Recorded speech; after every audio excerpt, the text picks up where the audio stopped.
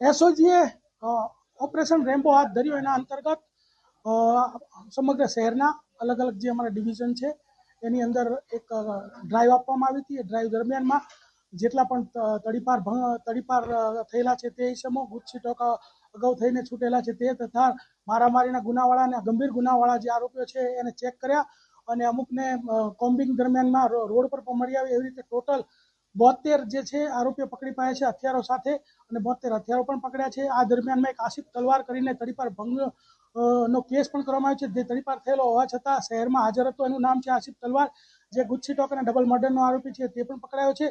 તદ ઉપરાંત એક ડિંડોલીનો મારામારીનો ગુનો છે, જે સ્ટેબિંગનો ગુનો હતો, એનો આરોપી છે અરબાન આલમખાન પઠાણ, તે પણ પકડાયો છે. અને આ રીતે જે છે કાર્યવાહી કરવામાં આવેલ છે. ગઈકાલે સાંજે હાથ ધરવામાં આવેલી હતી અને અમારા ડિવિઝનની જે અલગ અલગ ટીમો છે અને જે અમારા ત્રણેય પીઆઈઓ છે એને અલગ અલગ ટીમો બનાવી અને અમુક અમારા જે બાતમીદારો દ્વારા બાતમીઓ મળી હતી કે આની પાસે હથિયાર છે એને ચેક કરવામાં આવ્યા. અમુક રોડ પરથી મળી આવ્યા અને આ રીતે જે સમગ્ર કાર્યવાહી હાથ ધરીને 72 હથિયારો સાથે 72 ઇસમોને ઝડપી પાડવામાં આવે છે.